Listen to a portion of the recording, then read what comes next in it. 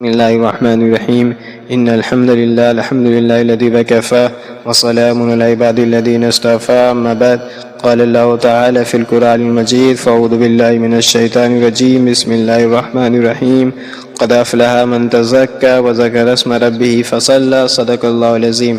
صدقہ فطرہ ایک اہم مالی عبادت ہے جو رمضان المبارک کے اختتام پر ہر صاحب نصاب مسلمان پر واجب ہوتی ہے۔ اس کا مقصد روزہ دار کو کوتاہیوں کا کفارہ اور غریبوں کی مدد ہے تاکہ عید کے دن کوئی محتاج نہ رہے۔ یہ مسئلہ چاروں ائمہ یعنی امام ابو حنیفہ، امام مالک، امام شافعی، امام احمد بن حنبل کے نزدیک واجب ہے، البتہ مقدار اور ادائیگی کے طریقے میں کچھ فقہی تفصیل موجود ہے۔ اللہ تعالیٰ فرماتا ہے قد افلح من تزکى وذکر اسم ربہ فصلی۔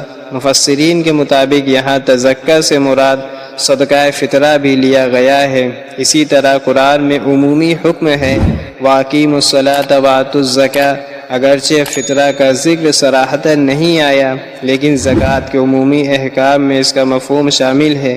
حضرت ابن عمر رضی اللہ تعالیٰ عنہ سے روایت ہے کہ رسول اللہ صلی اللہ علیہ وسلم نے صدقہ فطرہ ایک سا کھجور یا ایک سا جو مسلمان غلام، آزاد، مرد، عورت، چھوٹے اور بڑے پر فرض قرار دیا۔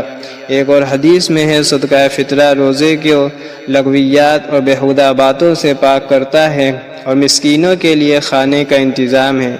امام ابو حنیفہ کے نزدیک گندم نصف سا دینا یا جو کھجور کشمش ایک سا، نصف سا تقریباً 2.25 کلو سے 2 کلو گندم کے برابر ہوتا ہے۔ موجودہ فقہی حساب سے تقریباً 2 کلو لیا جاتا ہے۔ قیمت دینا بھی جائز ہے۔ یہ حنفیہ کا خاص موقف ہے۔ ہندوستان میں عام طور پر 2 کلو گندم یا اس کی قیمت ادا کی جاتی ہے۔ امام مالک کے نزدیک ہر شخص پر ایک سا تقریباً 3 سے 3.5 کلو عموماً گندم نہیں بلکہ علاقے کی بنیادی غذا دی جائے گی۔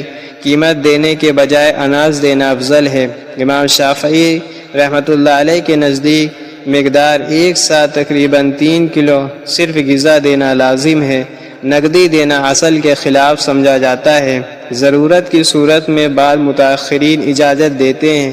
امام احمد بن حنبل کے نزدیک مقدار ایک سا کھجور یا جو یا کشمش یا علاقائی غذا نقدی دینے کو پسند نہیں کیا گیا۔ سا کیا ہے؟ یہ ایک سا نبی کریم صلی اللہ علیہ وسلم کے زمانے کا پیمانہ ہے۔ جدید وزن کے مطابق تقریباً ایک سا 3 سے 3.5 کلو، نصف سا 1.5 سے 2 کلو۔